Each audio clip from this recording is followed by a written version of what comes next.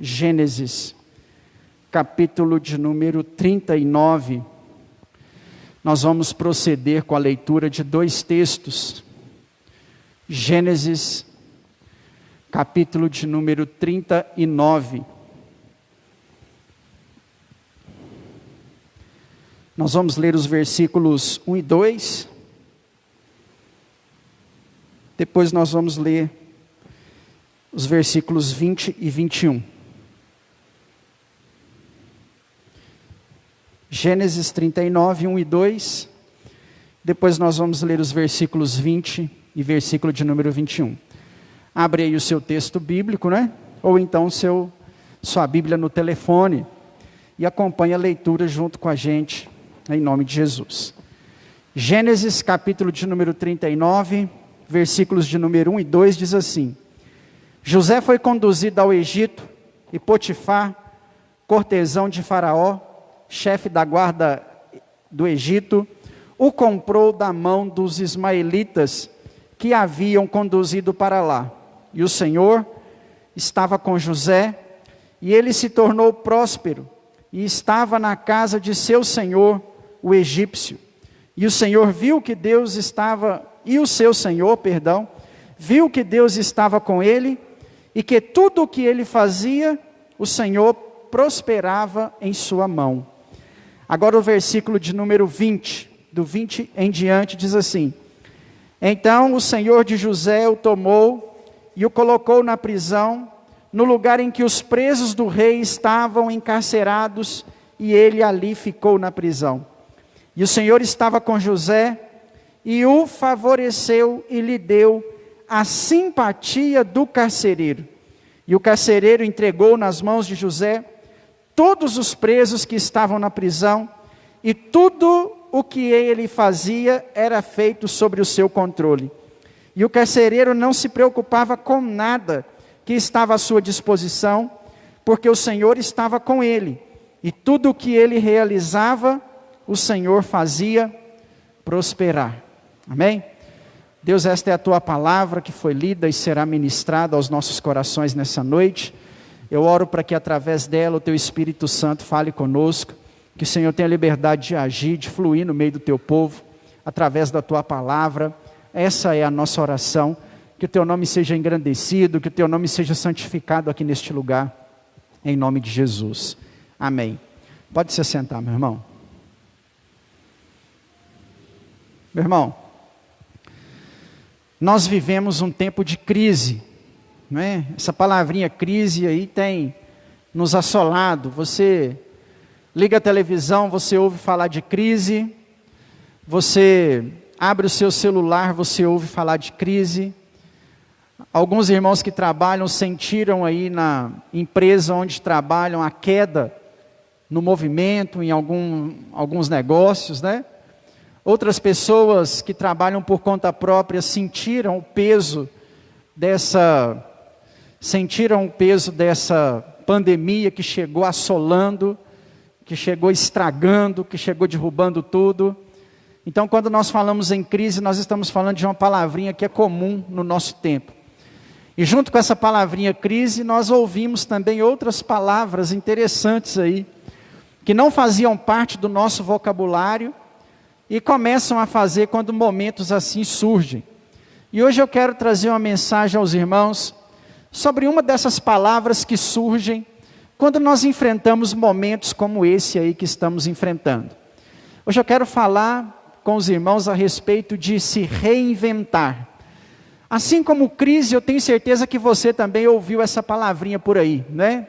É preciso se reinventar. E hoje eu quero trazer uma mensagem aos irmãos sobre a capacidade que nós precisamos ter de reinvenção, principalmente estando na presença do Senhor. Quando nós falamos de nos reinventar, para a gente poder chegar até lá, eu quero esclarecer para você algumas coisas. Assim como eu disse, vivemos um tempo de dias maus, onde as coisas não são favoráveis a nível global. Mas mesmo antes de vivermos esse momento que nós estamos vivendo, a nível de mundo inteiro, Cada um de nós passamos e enfrentamos as nossas adversidades, os nossos problemas, as nossas pandemias individuais. E muitas vezes, mesmo estando na presença do Senhor, e sendo cristãos, como de fato somos, muitas vezes não sabemos o que fazer quando o nosso mundo desaba, quando as coisas vão mal, quando aquilo que nós esperávamos que desse certo, dá errado. Muitas vezes, mesmo enquanto cristãos, nós perdemos o nosso norte, quando o nosso mundo desaba, quando a enfermidade chega, quando a crise conjugal chega, quando a crise com os filhos chegam, quando a crise financeira chega, e quando nós enfrentamos momentos de adversidades como esse, precisamos mais do que nunca corrermos para os pés do Senhor e acreditarmos naquilo que só o Senhor pode fazer sobre nossas vidas. Isso é fato. No momento de adversidade, o que nós precisamos fazer? Ir para perto de Deus. Muitas pessoas pensam assim, quando eu estava bem, eu não fui para perto de Deus, por que agora que o meu mundo desabou, eu vou correr para perto de Deus? Eu tenho vergonha de fazer isso. Não, quando nós passamos um momento de crise, e nós já falamos muito sobre crise aqui nos últimos meses, nós aprendemos quando falamos de crise, que quando sobrevém a crise, nós precisamos mesmo correr para os pés do Senhor. Não há lugar melhor para estarmos do que nos pés do Senhor em momentos de adversidade. Mas não apenas aos pés do Senhor, existem também algumas coisas que nós precisamos fazer quando o nosso mundo desaba, quando o nosso mundo desanda, quando o que a gente esperava que desse certo dá errado, quando o resultado do exame vem positivo, quando você passa o cartão no banco e não tem dinheiro, quando a boleta chega para pagar e aquilo que você recebeu é insuficiente, quando o seu casamento não está legal, quando os seus filhos não estão legais. Além de confiar no Senhor e depender única e exclusivamente de Deus, existem algumas coisas que nós precisamos fazer. E uma das atitudes que nós precisamos fazer quando a crise chega, é justamente nos reinventar. Quando nós falamos de reinvenção, nós estamos falando de, em primeiro lugar, sair da nossa zona de conforto e lutar, batalhar, enfrentar aquela situação adversa que estamos passando, independente da área que ela esteja acontecendo em nossas vidas. Nós não queríamos que algumas coisas dessem errado, mas elas deram. Nós não queríamos que enfrentássemos esse momento, mas ele chegou. Nenhum de nós queria passar crise no casamento, mas a crise vem. Nenhum de nós gostaria de ter o nosso salário reduzido por conta dessa pandemia, mas isso chegou. E quando isso chega, além de confiar e depender totalmente e exclusivamente do nosso Deus, nós vamos precisar também assumir uma postura diferente diante da crise, para que ela possa ser superada e vencida. Então, quando eu uso essa palavrinha reinvenção, eu estou falando de me levantar, de me reerguer no momento de adversidade, de me colocar de pé mesmo quando as coisas não estão dando certo. E exemplos bíblicos para isso não nos faltam. A Bíblia é recheada de exemplos de pessoas que enfrentaram adversidades, enfrentaram tempestades, enfrentaram problemas, conseguiram se reinventar, se colocaram de pé e venceram na presença do Senhor. A Bíblia é cheia de exemplos. Aliás, meu irmão, não se iluda e nem gaste tempo pedindo a Deus para que você não passe por momentos difíceis. Não gaste tempo pedindo a Deus isso, porque os momentos difíceis virão. E talvez até para que o Senhor trabalhe em nós a nossa capacidade de nos colocarmos de pé novamente, de entendermos que a vida precisa prosseguir. Acho que nós não podemos parar, mesmo que as coisas andem de mal a pior. Quase todos os exemplos bíblicos viveram essa experiência, de ter que se levantar em meio à crise. Eu não me lembro de nenhum personagem bíblico que viveu na bênção, na prosperidade, sem nenhuma enfermidade, sem nenhuma derrota, a vida inteira, e morreu sem passar por nada. Não existe. De Jó a João o evangelista, autor do Apocalipse, todos, sem exceção, viveram momentos de crise e precisaram se colocar de pé. Mas para mim, tem um em especial, porque isso aconteceu com ele várias vezes. Por isso que, para falarmos sobre reinvenção, eu escolhi José. Você já conhece a história de José do Egito? E dentro de um mesmo capítulo, ele sofreu 2 decepções. E dentro de um mesmo capítulo, ele precisou se reerguer, ele precisou se levantar por 2 vezes. Por isso que não tem personagem bíblico, para mim, na minha opinião, melhor para a gente poder falar de reinvenção do que José do Egito. José, irmãos, era o filho paparicado de Jacó. José não saía para trabalhar cedo junto com os irmãos. José era o único que podia dormir até mais tarde. José cuidava do serviço contábil da família. Ele não saía para pastorear os animais. José, entre aspas, ficava com o serviço fácil. O que de certa forma deu a ele a capacidade de saber ler, escrever, fazer conta. E isso aí lá na frente vai fazer muita diferença na vida dele. Mas o José não estava ali para ter o serviço braçal realizado. Ele era o protegido do papai. Entre 12 filhos, Jacó escolhe José, para que esse ficasse em casa, para que esse tivesse mais mordomias. E não apenas isso, ele tinha as melhores roupas, ele era o filho que mais tinha presença paterna e materna. Ele era o dodóizinho de Jacó, o queridinho. Ele cresce até uma determinada idade, provavelmente a adolescência, sem saber o que é dificuldades. Jacó erra enquanto pai nesse aspecto. Enquanto ele criou todos os outros filhos no campo trabalhando, José, por ser especial, por ser da mulher amada, ele cria de uma forma diferente, ele cria dentro de casa. Mas um belo dia, tudo isso vai ser tirado de José, em um mesmo dia. Você já conhece a história. José é lançado dentro de um poço. Quando retirado desse poço, por ser do mesmo sangue dos seus irmãos, eles resolvem, ao invés de matar, vender. José aqui, irmãos, enfrenta uma crise sem igual. Uma crise que talvez eu e você jamais conseguiríamos suportar. Ele é tirado de dentro de casa, à força. Ele é tirado do berço dos seus pais, do colo dos seus pais, que o amavam. Ele é tirado da mordomia.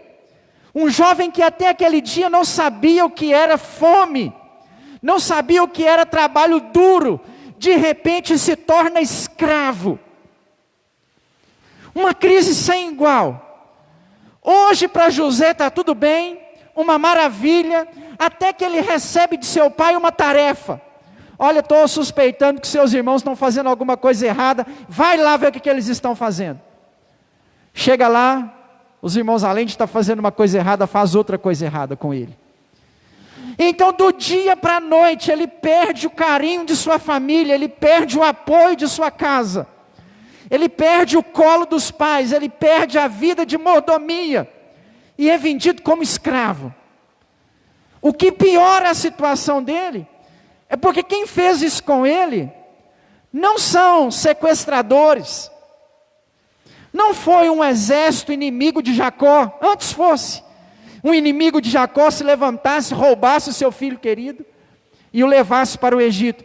Mas não foi um perseguidor de Jacó que fez isso. Quem fez isso com ele foi a sua própria família. O que dificulta, na minha opinião, ainda mais essa crise. Nós não queremos, irmãos, mas muitas vezes nós enfrentamos crises familiares. Crises dentro de casa. As nossas primeiras crises As nossas maiores crises começam dentro da nossa casa. Não queríamos isso, mas acontece. E aconteceu com José. O interessante de José é porque é claro que ele sofreu essa situação. Eu imagino o choro de José nas primeiras noites. Eu imagino como foi dolorosa e como foi tortuoso para José a viagem até o Egito. Pensando assim, meus irmãos, meus próprios irmãos me venderam.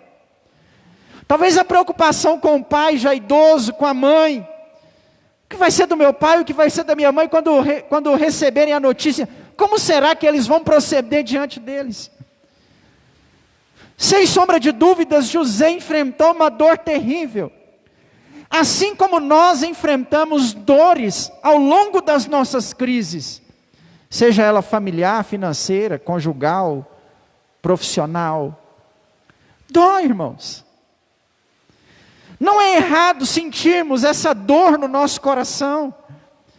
Isso, na verdade, é sinônimo de fraqueza. E essa fraqueza aponta para nós quão miseráveis nós somos diante das adversidades. Talvez você está chorando por conta da crise que você enfrenta. E Deus manda te dizer nessa noite que não é errado chorar. Ele entende a sua dor.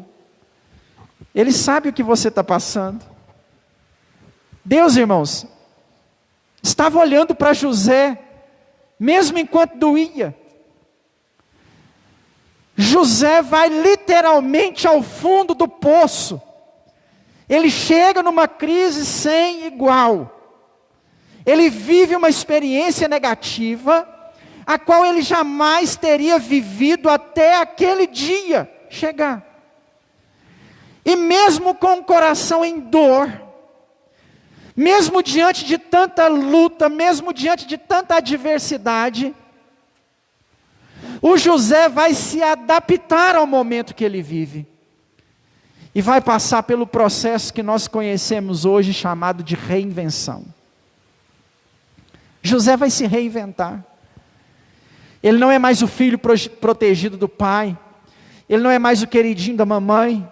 Ele não pode mais acordar 9 horas, 10 horas da manhã, meio-dia. Ele agora não fica mais com o serviço mais leve. Se antes ele tinha uma bela túnica com fios de ouro para vestir, agora ele tem no máximo um trapo que tampava as suas partes íntimas, porque ele é um escravo. E mesmo diante de tanta dor, ele precisa se reinventar. E ele vai se reinventar. Ele vai pegar aquela tarefa que é dada para ele fazer como escravo, e vai fazer da melhor forma possível, diz o texto bíblico, como que se fosse para Deus. Ele vai se reinventar. Não é fácil. Para qualquer um de nós dentro dessa sala, nós sabemos muito bem a dificuldade de reinvenção. Tomara que não aconteça nem comigo, tomara que não aconteça com você, né? Tomara que você nunca tenha vivido essa experiência. Mas você já precisou aprender a viver com menos, de um mês para o outro? Todo mês você está ganhando ali R$1.000. Aí no mês seguinte você vai passar a ganhar só 500. E você vai ter que pagar as mesmas contas. E viver do mesmo jeito com os R$500. E nós com dinheiro somos uma calamidade. Porque salário é assim. Independente do tanto que você ganhar, para a maioria das pessoas, para 90% da população, né? Independente do tanto que você ganhar, é pouco. Tem gente que trabalha, ganha um salário mínimo e reclama que é pouco. E tem gente que trabalha e ganha R$10.000 por mês e reclama que é pouco. E dinheiro é assim, hoje você ganha R$1.000, 70% da população gasta tudo. E se ele ganhar R$2.000, ele vai guardar R$1.000? Não, ele vai continuar gastando tudo. E se o salário for para R$3.000, ele continua gastando os R$3.000. E se precisar voltar para o 1.000, aí arrebenta tudo, porque tem o Lagoa Crédito para pagar, né? A boleta do cartão dá desse tamanho, né? As notinhas não sei aonde, está tudo para pagar. A compra, você era acostumado a ir no supermercado e passar lá nas prateleiras daquilo que era melhor.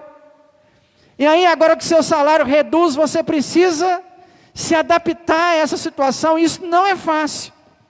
Mas José conseguiu.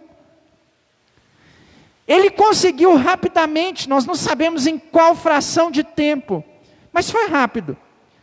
Sair da condição de filho do papai que tinha tudo na mão, a ser escravo na casa de Potifar. Ele conseguiu se reinventar dentro da sua maneira de trabalhar. Ele pegou aquilo que ele sabia fazer e canalizou para o seu trabalho, para a tarefa que tinha sido dada a ele, com uma grande vantagem. Sabe por quê? Como eu disse aqui no começo dessa pregação, todas as crises que nós enfrentamos, nós precisamos ir para os pés de Jesus, amém? José não abandonou o seu Deus, e no primeiro processo de reinvenção, Deus estava com ele, e tudo que ele punha a mão, prosperava. Talvez você esteja enfrentando uma crise nesses dias, eu não sei qual é a sua crise, eu conheço as minhas crises, mas diante das crises que nós enfrentamos, uma verdade eu sei, nós precisamos descobrir uma nova maneira de Deus nos abençoar em meio a essa crise. Chega de ficar parado se lamentando e reclamando porque as coisas estão dando errado. Chega de ficar reclamando porque o salário reduziu.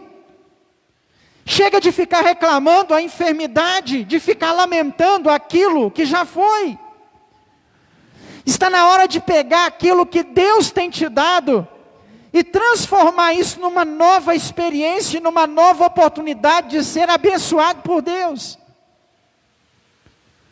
Existem situações, irmãos, que nós não podemos dar tempo para a depressão. Pensou se o José desse tempo para a depressão? E ele tinha motivos para ficar deprimido.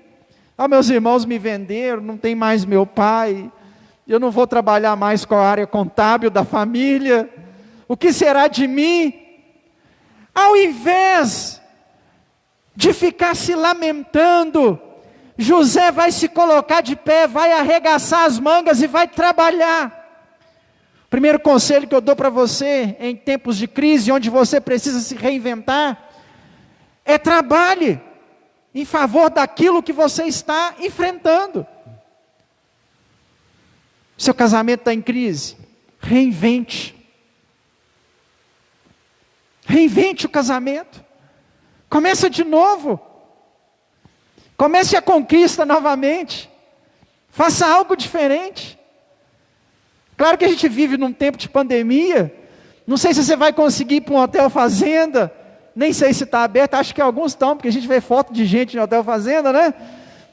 Faz alguma coisa. Você vai ficar lamentando que o seu marido é ruim, que a sua esposa é ruim o resto da vida? O que você tem feito para reinventar seu casamento? Começa de novo. Peça perdão pelos erros. Peça perdão pelas faltas. E comece novamente. Busque o interesse pela pessoa que está com você de novo. Mas reinventa esse negócio. Não é porque está em crise, significa que tem que continuar em crise. Reinventa. O que a gente pode fazer para melhorar? Vamos fazer alguma coisa para melhorar. Deus tem te dado capacidade para isso, eu tenho certeza.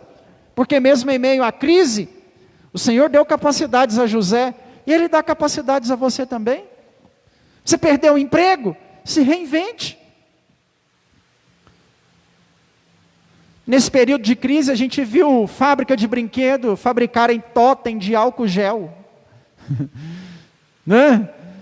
Reinvente, meu irmão. A gente viu costureira que costurava baby doll começar a costurar máscara para vender.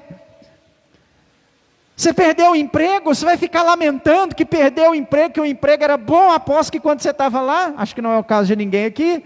Você reclamava que o salário era pouco, mas agora perdeu. Você perdeu? Reinventa. Faz um curso profissionalizante, se matricule em alguma coisa, muda de área. Deus é com você e Ele vai abençoar os seus projetos, os seus propósitos. O que nós não podemos fazer é ficar nos lamentando, falando que as coisas deram errado, e não fazemos nada para nos colocar de pé. Assim como José, meu irmão, se reinvente. Se reinventou, se colocou de pé. Deus prosperou a Potifar por conta de José. E tudo o que Potifar tinha foi para a mão de José, e ele virou o mordomo de Potifar e administrava tudo, absolutamente tudo o que ele tinha. Tudo, sem exceção. A única coisa que Potifar fala para José é o seguinte: só não administra a minha esposa, o resto se administra como quiser. Um homem talvez possessivo, ciumento, que tinha uma mulher que não era flor que se cheirava, né? O que ela fez com José demonstra que ela não era uma santa. E aí essa mulher, sabendo dessa fraqueza, arma uma cilada para José. E por conta de uma capa, muito pouco, irmãos, por conta de uma capa, José vai perder tudo o que ele havia conquistado novamente. Sabe o que é pior do que a primeira crise? A segunda. Pior do que a primeira crise, meu irmão, é só a segunda. Talvez você já passou aquele momento de adversidade, de tribulação, que durou não sei quanto tempo, aí você vence ele. Aí passa pouco tempo, vem outra tribulação. Muitas vezes pior do que a da primeira. Talvez enquanto eu estou pregando aqui, você pensou assim: ah, pastor, eu já estou cansado de tanta tribulação na minha vida, já estou cansado de me levantar. Isso aconteceu com José. Depois de ter enfrentado a pior tribulação da sua vida e ter se colocado de pé, uma mulher vai armar uma cilada para cima dele. Isso me ensina que existem crises que eu enfrento por conta de outras pessoas que se levantam contra mim, não é? Isso me ensina a tomar cuidado com as minhas amizades. Isso me ensina a tomar cuidado com aquilo que eu falo para as outras pessoas, com quem eu levo para dentro da minha casa. Isso me ensina a aprender para quem que eu conto os meus segredos íntimos, que eu não posso fazer isso para qualquer um, não posso contar as minhas fraquezas, não posso me aproximar de qualquer pessoa. José, numa tarde inesperada, se aproximou de alguém que ele não deveria se aproximar, contou algo para alguém que ele não deveria contar, se deixou ser tocado por alguém que ele não deveria se deixar ser tocado. Cuidado com quem está perto de você. Não digo aqui na igreja, não, lá no seu local de trabalho. Cuidado para quem você anda contando a sua vida. Cuidado para quem você abre a sua intimidade. Pode ser uma mulher de Potifar, que vai pegar isso aí e vai armar contra a sua casa, contra a sua família.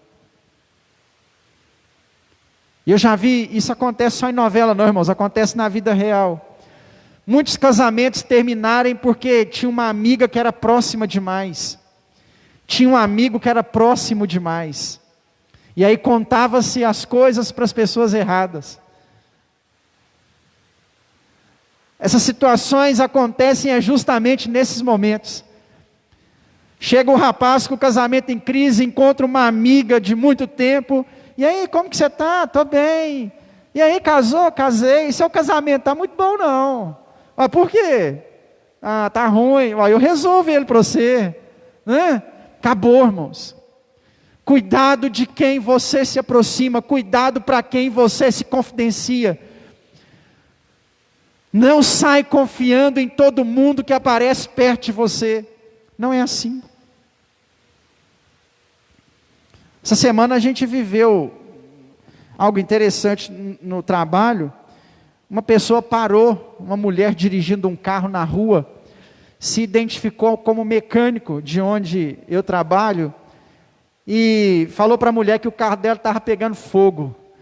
E que ele salvou a vida dela. Só parar a senhora aqui que seu carro está pegando fogo, eu vou arrumar o motor para a senhora, e vamos ali com esse carro, e levou esse carro lá para a garagem da mulher, e abre capu e mexe nesse carro, e eu trabalho no lugar tal, e vamos que eu vou salvar a vida da senhora. Eu vou precisar comprar uma peça agora, a peça custa 5.000. Eu trabalho lá no lugar tal, e só faz o depósito que eles vão mandar a peça para mim, e o carro da senhora não vai mais pegar fogo. Não confie na primeira pessoa que te para na rua. Não confia.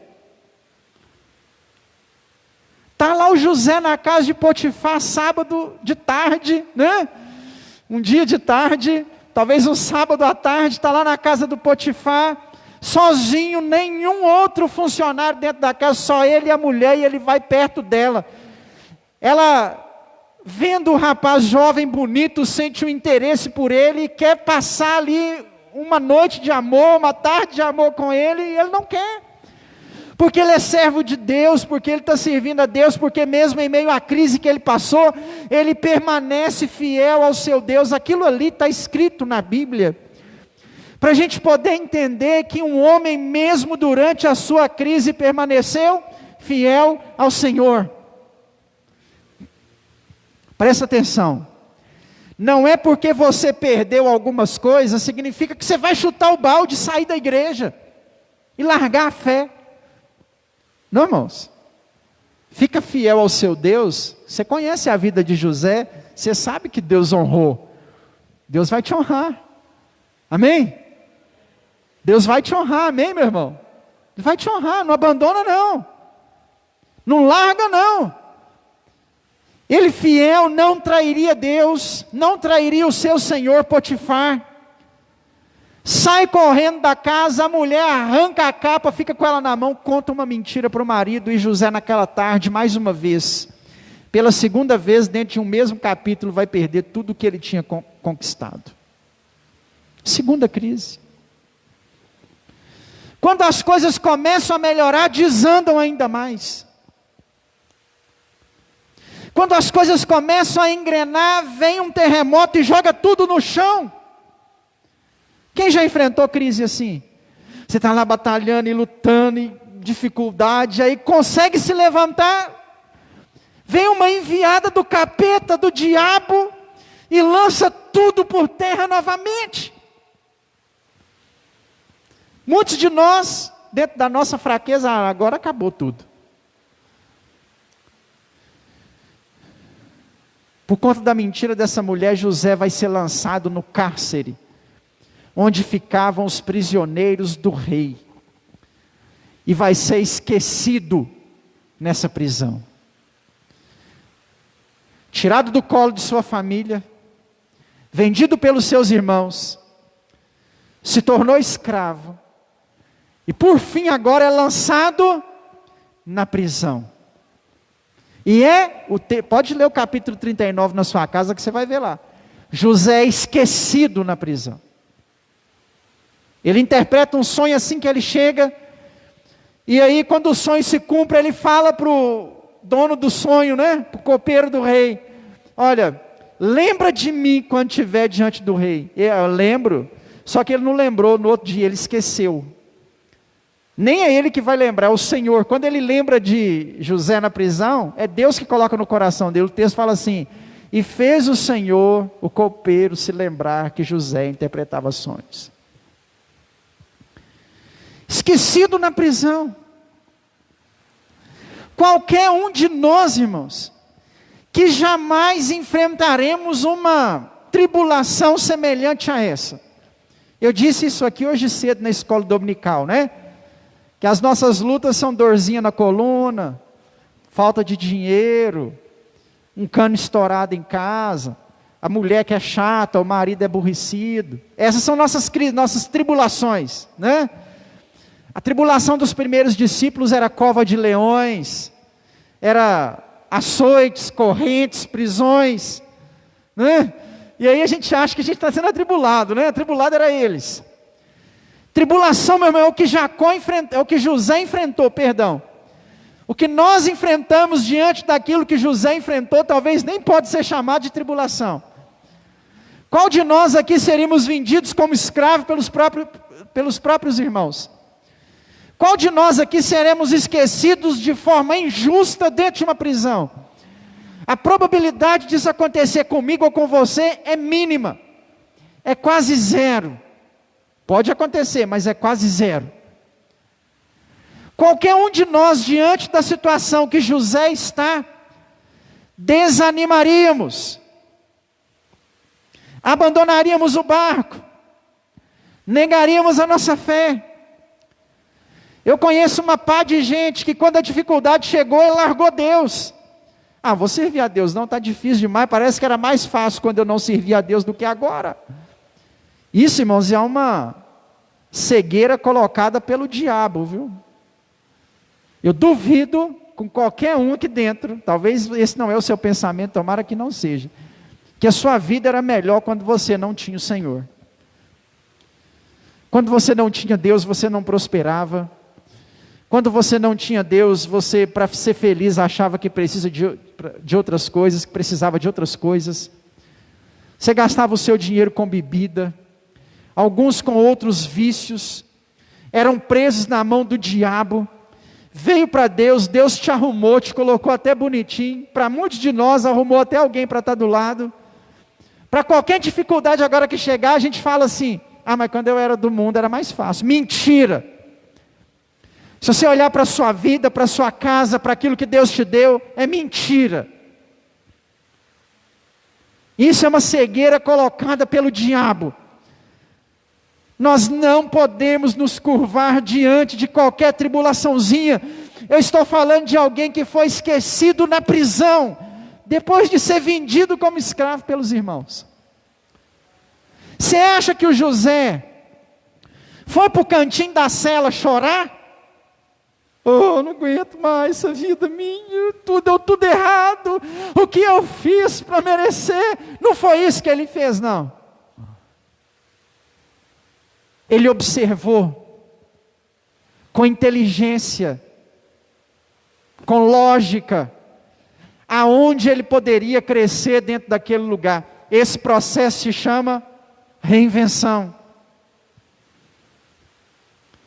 Tem hora que você vai orar a Deus, e Ele vai te falar exatamente o que você tem que fazer. Amém? Você crê nisso? E tem hora que você vai orar a Deus na crise, presta atenção, e Ele não vai te falar nada que você tem que fazer. Aprenda isso. Tem hora que você vai orar e Deus vai falar assim: eu sou contigo, meu servo, faz isso e amém, aleluia, as coisas vão dar certo.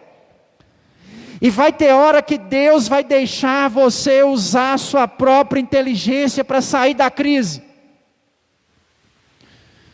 Tem hora que você tem que esperar de Deus o que você vai fazer.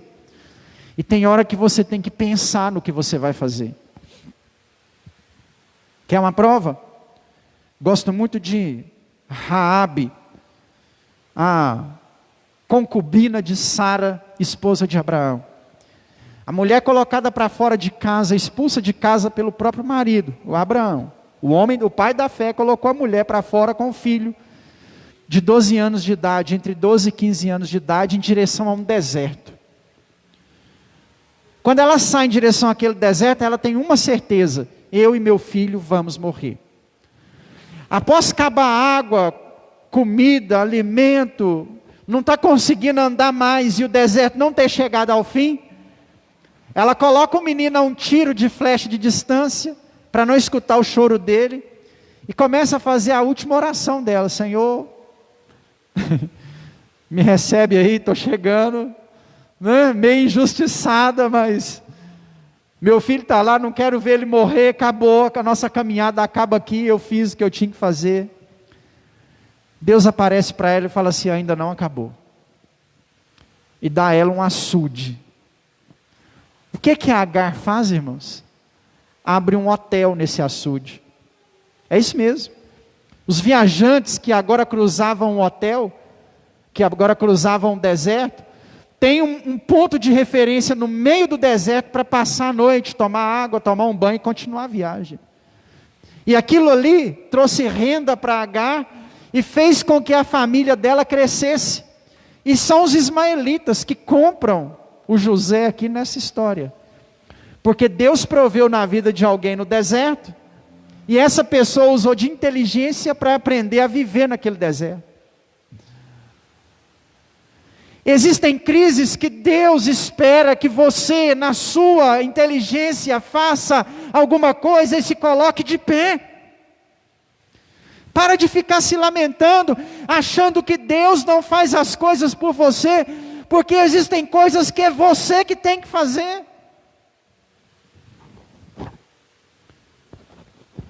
Sabe qual é o nosso problema com as nossas crises conjugais? Que nós queremos que o poder do Espírito Santo desça na vida da esposa, na vida do marido, né? E opera um milagre, e converta e faça ela ficar santa, santa, santa, santo, santo, santo, e se torne o mais amoroso, carinhoso e mulher esposa que há na face da terra, no poder de uma oração. Te dá uma triste notícia: isso não vai acontecer. Tem coisas que Deus espera você fazer. Você que tem que entender o que tem que mudar, o que não tem que mudar. Tem um filme que chama Prova de Fogo. O filme foi baseado num livro. O livro fala 40 ações que um homem fez para sua esposa no momento que ela queria o divórcio. Né? A história do livro é mais ou menos, o livro é um best-seller, você compra até na revistinha do Avon. Lá no ABC tem para vender, chama Prova de Fogo. E aí o camarada faz 40 coisas para tentar convencer a esposa dele a não se divorciar. Eu não digo que você tem que fazer as 40, mas que Deus espera que você faça alguma coisa, aí sim. Continue de joelhos para Deus mudar seu marido. Continue de joelhos para Deus mudar sua esposa. Mas aquilo que você tem que fazer, faça também. Continue de joelhos para que Deus mande o dinheiro para você, porque você tem que continuar de joelhos.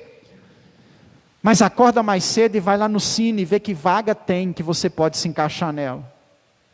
Continue de joelhos, querendo que Deus te prospere. Você precisa continuar de joelhos. Mas tenha a inteligência de pensar o que você pode fazer a mais, para que o seu salário seja inteirado e você consiga pagar as suas contas. Isso chama reinvenção. O José está na prisão e ele pensa: o que eu posso fazer? Já sei. Esse camarada está sobrecarregado, eu vou ajudar ele. E José ajuda tanto o carcereiro, que o carcereiro confia tudo a José. No processo de reinvenção, eu preciso aprender a fazer aquilo que eu tenho que fazer. Faça algo pela sua crise. Ah, pastor, não acontece nada comigo, porque você não está fazendo nada. Porque o dia que você começar a fazer, as coisas vão acontecer. Você quer um avivamento de Deus, um renovo espiritual do Senhor? A sua crise é espiritual, a única que eu não mencionei até agora, né? Você está vivendo uma crise espiritual. Ei, só esperar uma magiquinha sobre a sua cabeça não vai resolver. Deus quer te ver tomando atitudes. Faça um jejum que você nunca fez. Faça um voto com Deus. Dobre os seus joelhos, acorde pelas madrugadas. Suba aos montes, desça aos vales. Mas faz alguma coisa, comece a ler a Bíblia. Mas faça alguma coisa pela sua espiritualidade. Acreditar que ela vai ser solucionada só na hora que você entrar por essa porta é pouco. Se você não acordar pelas madrugadas, se você não colocar o seu joelho no chão, se você não demonstrar para Deus que algo precisa acontecer, não vai acontecer nada. Se reinvente. Reinventa a sua espiritualidade. Talvez você está mergulhado no pecado. Talvez você está enfiado até no pescoço com coisas que desagradam a Deus. E está reclamando de frieza espiritual. Chega! Se coloque de pé. Faça como José. Reinventa. Faz um propósito de oração. Busque a Deus com mais intensidade. Escolha a melhor forma de ler a Bíblia. Esteja constantemente na igreja. Pregue a palavra de Deus, evangelize, mas se reinvente. Do jeito que está, não dá. Seu casamento do jeito que está, não dá. Sua vida financeira do jeito que está, não dá. Seus filhos do jeito que está, não dá. Sua espiritualidade do jeito que está, não dá para continuar. Reinventa esse negócio. Volta aos princípios. Volta àquilo que é básico. Volta àquilo que é início. Quando você ia namorar, você não chegava lá com um chocolatinho na mão? Volta a levar o chocolate. Quando você não ia namorar, você não vestia uma roupa bonita, não arrumava o cabelo, pintava as unhas, né? Aí agora que tem 10 anos de casada, vai com aquela roupa velha de 10 anos atrás, com aquela roupa íntima toda mulambenta, e quer que o negócio melhore, volta a fazer o que você fazia lá no começo. A vida financeira está em crise, antes você conseguia juntar dinheiro. Quantas coisas você conseguiu comprar? Volta a fazer o que você fazia lá atrás. Sua espiritualidade está em crise. Lembra que no primeiro amor você orava? Lembra que no primeiro amor você trabalhava para Cristo? Lembra que no primeiro amor você era fiel no dízimo, na oferta? Lembra que no primeiro amor, quando tinha evangelismo, você estava presente? Quando tinha de culto de oração, você estava presente? É por isso que você era melhor. Volta a fazer o que você fazia. Reinventa. Não dá, irmãos, é para ficar parado pensando assim, está ruim, não há mais um dia ruim, mais um culto ruim, meu marido continua ruim, minha esposa continua ruim, tudo continua ruim, e vai continuar ruim até você aprender a se reinventar, a se colocar de pé e falar assim, não, a situação pode mudar. A situação pode mudar. Se existe algo que você tem que fazer, você precisa fazer. Você tem que fazer, então faça. Talvez tenha um dinheiro para sair que não sai, vai atrás. Vai atrás. Enfrenta a fila da caixa. Mas faz alguma coisa, pelo amor de Deus, faz alguma coisa. José se torna o ajudante do carcereiro, e o carcereiro confia para ele toda a prisão. E aí ele é o chefe, não é? Da cadeia. Como José permaneceu fiel a Deus, irmãos? Chegou um dia que Deus lembrou de José na prisão. Isso para mim é maravilhoso, sabe por quê? Porque talvez você está vivendo uma crise, talvez eu estou vivendo uma crise. Tem uma boa notícia. Vai chegar o dia que Deus vai fazer. Amém? Pastor, mas essa enfermidade está difícil, eu não estou aguentando. Deus vai se lembrar de você. Continua fiel. Deus vai lembrar de você. Deus vai abrir aquela porta. Amém? Deus vai mandar aquele dinheiro. Deus vai preparar a pessoa certa. Deus vai mudar a situação. Deus vai se lembrar de você. Não se esqueça disso. Faz as coisas certas. Esse é o segredo de José. Sabe qual é o segredo de José? Faça as coisas certas. Ele foi vendido pelos irmãos, fez o que era certo. Deus fez ele chefe da casa de Potifar. Ele foi lançado na prisão, ele fez o que era certo. Se tornou chefe dentro da prisão. Foi levado para diante de Faraó, fez a coisa certa. Virou Zafenate Paneia. O segredo de José é: faça a coisa certa. Eu sei que Deus está falando com alguém aqui nessa noite. Você está vivendo crise e está fazendo coisa errada. Deus está mandando falar para você, comece a fazer as coisas certas. Por isso que está dando errado. Nós precisamos aprender o segredo de José, faz o certo. De tanto fazer o certo, um dia o faraó teve um sonho, que ninguém conseguia interpretar, irmãos. As pessoas queriam só agradar Faraó e interpretavam de acordo com o que Faraó iria se agradar. E ele pensa assim, não é isso, ele não queria ser agradado. É uma das poucas vezes na Bíblia que um faraó não quer ser agradado. Não, vocês estão falando isso para me agradar, esse sonho não é bom, esse sonho é um negócio ruim, e você só me fala coisa boa, eu quero alguém que me fale o que tem de ruim nesse sonho. Aí o copeiro lembra, Senhor, quando eu estava preso, e tive um sonho, teve alguém lá na prisão que interpretou o sonho, ele pode interpretar seu sonho, ele está preso lá até hoje. O faraó fala assim, chama lá quem é. Levam José diante do faraó, e o faraó conta para ele o sonho, e na hora que conta o sonho, Deus dá a interpretação. E ele se torna administrador do Egito por conta disso. Faça o que é certo. Faz o que é certo. Continua fiel. Continua servindo a Deus. Continua honrando ao Senhor.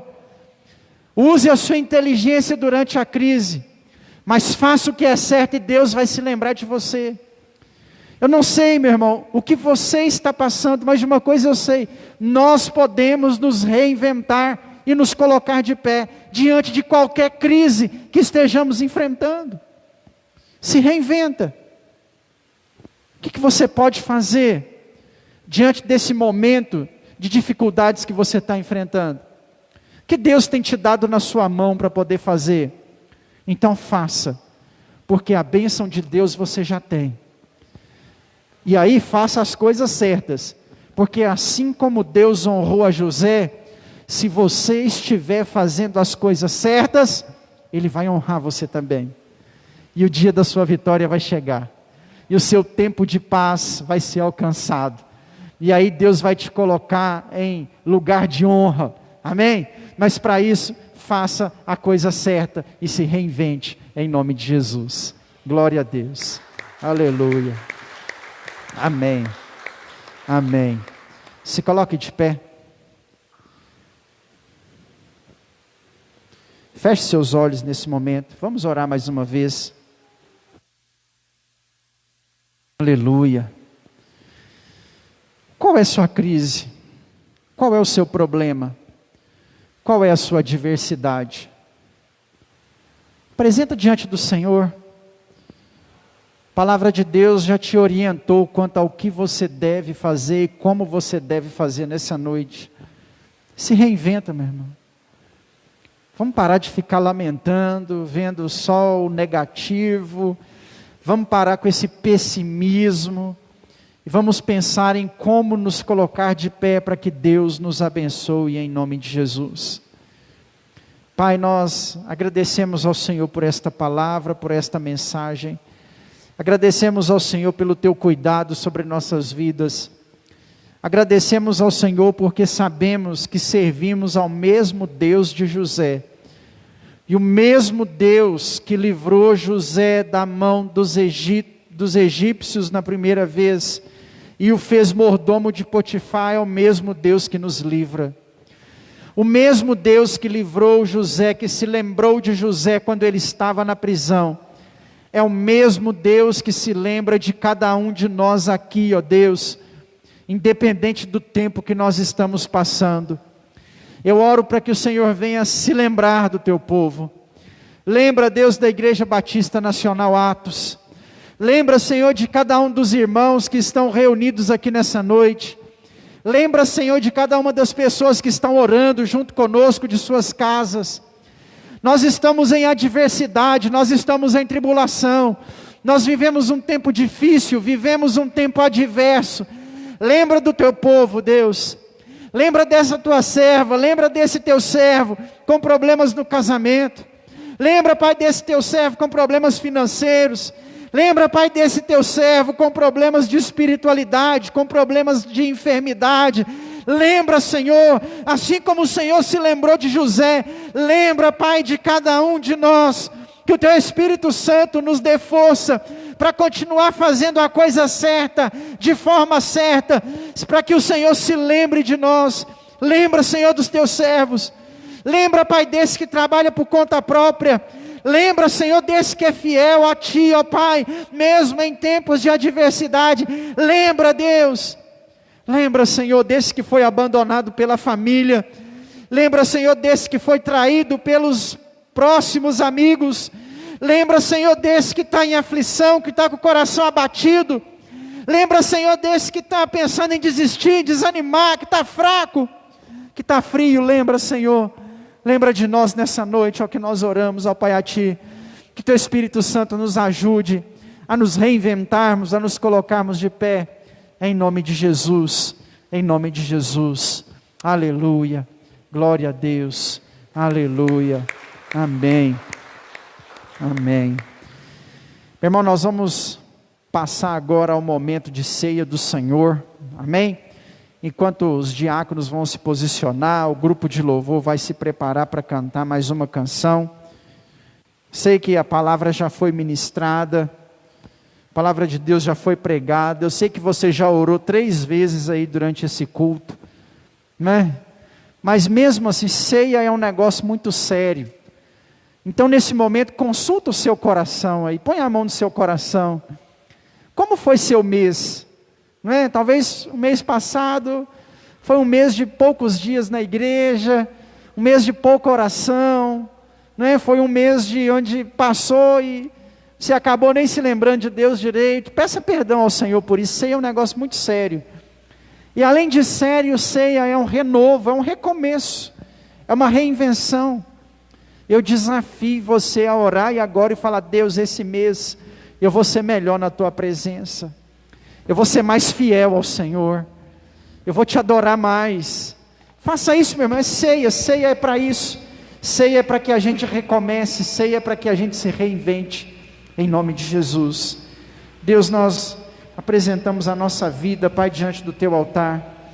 Oramos, Deus, para que seja o Senhor, Pai, a estar trabalhando, a estar tratando, Deus, em nossos corações. Em nome de Jesus, Deus, que o nosso mês que começa agora, através dessa ceia, seja um mês cheio da Tua presença, cheio da Tua glória, cheio do Teu poder, cheio da Tua unção. Que nós venhamos experimentar o cuidado do Senhor, em nome de Jesus. Perdoa, Pai, as nossas falhas, perdoa, Senhor, as nossas fraquezas, perdoa, Senhor, o engano do nosso coração. É o que nós oramos ao Senhor, em nome de Jesus. Amém. Em nome de Jesus. Amém. Meu irmão, enquanto nós vamos cantar ao Senhor mais uma canção, não é? Sem evitar a fila, saia do seu lugar, venha aqui à frente, pegue os seus elementos e aí retorne para o seu lugar, não é? Espera um irmão vir, aí na hora que ele estiver saindo, você vem também, não é? Para a gente não aglomerar aqui no meio da igreja, em nome de Jesus, amém?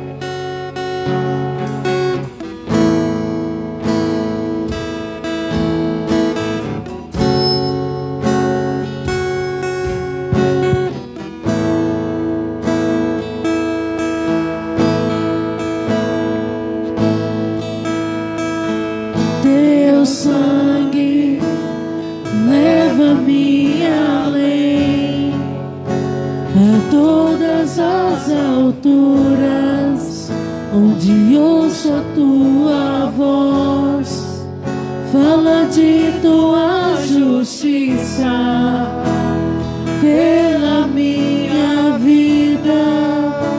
Jesus, esse é o Teu sangue.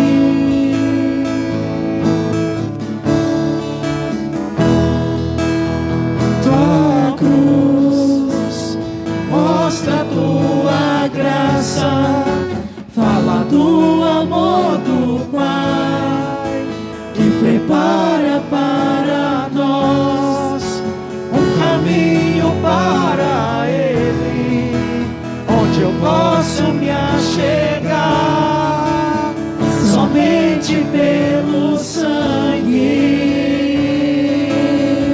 ao Senhor nesse momento. O que nos lava? O que nos lava dos pecados,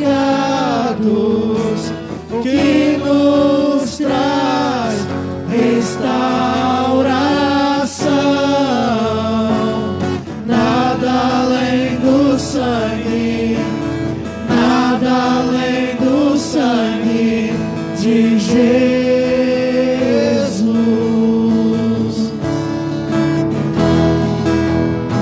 O que nos faz brancos como a neve, aceitos como amigos de Deus. Nada além do sangue, nada além do sangue de Jesus. Aleluia, amém. Você está com o seu pão, com o seu vinho, enquanto o pessoal do louvor que vai ser servido, entenda, meu irmão, a profundidade disso que está aí na sua mão. Meu irmão, preste atenção, você está participando da ceia do Senhor, amém? São poucos os instrumentos de Deus palpáveis no período da graça. Nós temos no toque, físico aí só a ceia e o batismo. Aproveite esse momento, meu irmão. É o corpo de Jesus, é o símbolo do sangue de Jesus que está aí com você, amém? Faz isso com alegria, participa disso com o coração aberto. Ceia não é só um ritual, ceia é uma expressão de amor, de Deus para com você, e sua para com Deus. A ceia é para que você fale aí ao Senhor: Senhor, eu te amo, Senhor, eu te adoro, Senhor, eu te sirvo, Senhor, eu estou na tua presença mais do que nunca. Isso é ceia, meu irmão. Se for só um ritual, nós vamos tomar aqui um pão, vamos comer aqui o pão, vamos tomar o vinho e vamos embora, e vai continuar do mesmo jeito. Não é isso, irmão. Ceia é um momento máximo da igreja aí no mês, né? É a nossa festa, é o dia que nós lembramos daquilo que o Senhor fez por nós. Tenha isso na sua mente, no seu coração, em nome de Jesus, amém? Tire sua máscara aí por um momento, para que nós possamos participar da ceia. Ajeite sua máscara aí da melhor forma que você achar mais confortável, amém?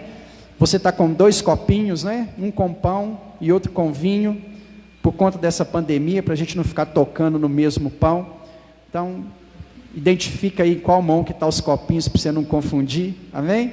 Coloque em evidência o seu pão. Vamos orar. A palavra do Senhor nos ensina, em 1 Coríntios 11, 23, o apóstolo Paulo disse assim: porque eu recebi do Senhor o que também vos entreguei, que o Senhor Jesus, na noite que foi traído, tomou o pão, e tendo dado graças, o partiu e disse: este é o meu corpo que é dado por vós, fazei isso todas as vezes que o comerdes em memória de mim. Deus, nós consagramos e dedicamos ao Senhor este pão. Ele representa o corpo do seu Filho Jesus na cruz do Calvário. Ele representa o véu do templo rasgado de alto a baixo. Ele representa a comunhão que nós temos com o Senhor e com os irmãos aqui da igreja. A nossa oração, Deus, é para que essa comunhão seja renovada, seja fortalecida nessa noite através deste pão, em nome de Jesus. Comamos todos deste pão, meu irmão.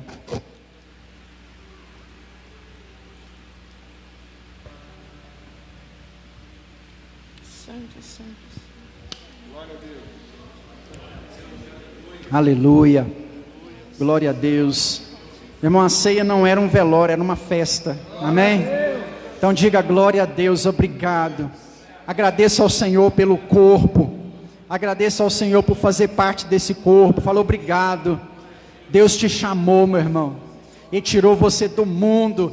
Alguns de nós fomos tirados das drogas, da bebida, do alcoolismo. Outros de nós fomos livrados da prostituição, do adultério, da promiscuidade desse mundo. Agradeça ao Senhor. Deus, obrigado. Vários jovens da sua idade nesse momento estão se perdendo por esse mundo, estão enfiando as suas vidas sei lá onde, e você está separado e dedicado ao Senhor. Aleluia, glória a Deus. Obrigado, Pai, porque o nosso nome está escrito no livro da vida. Aleluia. Coloque em evidência o seu cálice. Semelhantemente, depois de haver ceado, tomou também o cálice, e tendo dado graças, disse: este é o sangue da nova aliança. Fazei isso todas as vezes que o beberdes em memória de mim. Deus, esse aqui, ó Pai, é o sangue da nova aliança, a nova aliança de misericórdia, de perdão, de graça do Senhor para com as nossas vidas. Nós somos gratos ao Senhor pelo sangue do seu Filho Jesus derramado na cruz do Calvário. Sangue, ó Deus, que perdoa os nossos pecados. Sangue, ó Pai, que nos purifica, que nos leva para perto do Senhor, que nos justifica na Tua presença. Nós agradecemos ao Senhor por este vinho e dedicamos ele ao Senhor, Pai, que ao participarmos deste vinho, possamos estar lembrando, Deus, lá daquela cruz do meio, onde o Filho do Senhor estava, pagando o preço no nosso lugar, remindo, Deus, os nossos pecados. Nós agradecemos ao Senhor por ter manifestado o seu amor, o seu tão grande amor, dessa forma por nós, em nome de Jesus, amém. Bebamos todos deste cálice, meu irmão. Aleluia, glória a Deus. Diga uma frase de amor ao Senhor. Diga para o Senhor o quanto você o ama, o quanto você o adora.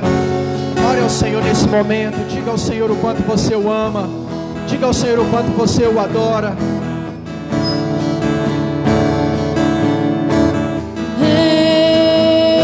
Eu sou livre. Eu sou livre. Nada além do sangue. Nada além do sangue de Jesus. Levante suas mãos e declare, diga: eu sou livre. Eu sou livre. Eu sou livre. Nada além do sangue. Nada além do sangue de Jesus. Alvo mais que a neve. Alvo mais que a neve. Eu sei que você conhece. Canta isso, meu irmão. Alvo mais que a neve. Se neste sangue lavado, mais alvo que a neve serei. Mais uma vez, alvo mais que a neve. Cante. Alvo mais que a neve. Só a igreja, cante ao Senhor. Canta, meu irmão. Mais que a neve, sim, neste sangue lavado, mais alto. Levante suas mãos, vamos cantar só a igreja mais uma vez. Canta, tá lindo, é para o Senhor, alvo. Canta, meu irmão. Eleve o volume da sua voz. Exalte ao Senhor, diga isso. Alvo mais que a neve, sim, neste sangue lavado,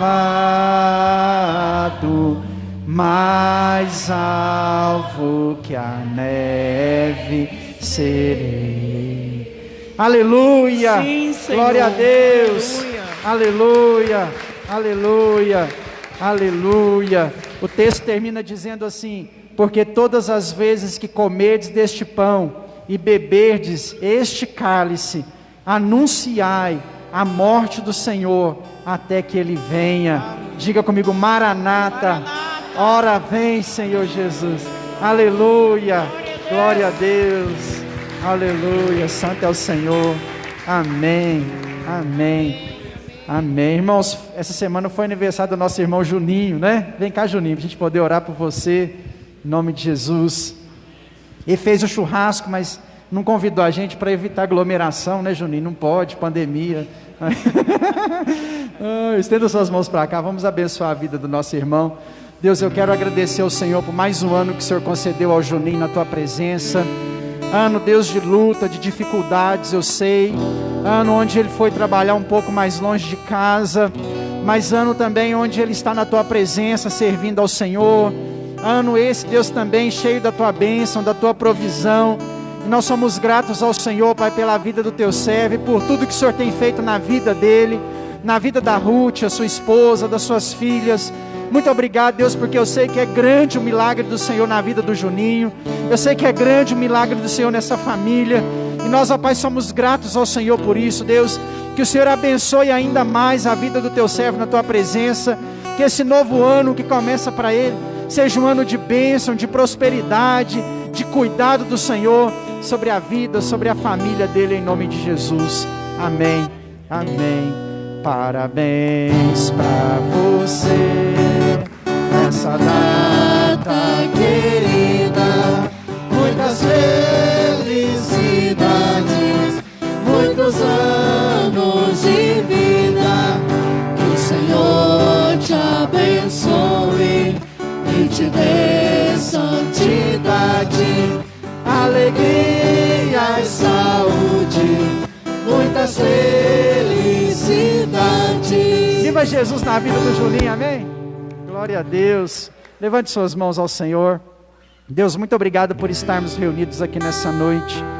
Obrigado por esse culto, obrigado pelo privilégio, pela oportunidade de participar da tua ceia, da tua mesa. Obrigado pela tua presença, Pai, no nosso meio.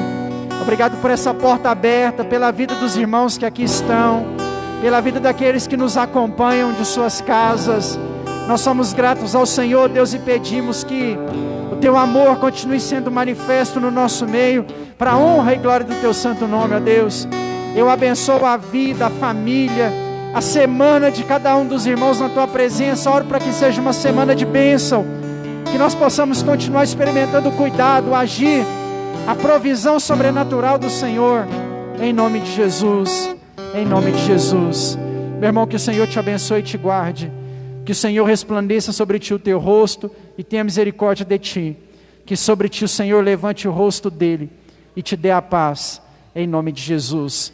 Cumprimente seu irmão da esquerda, da direita, com a graça e a paz do Senhor. Desejo para ele aí uma semana de vitória.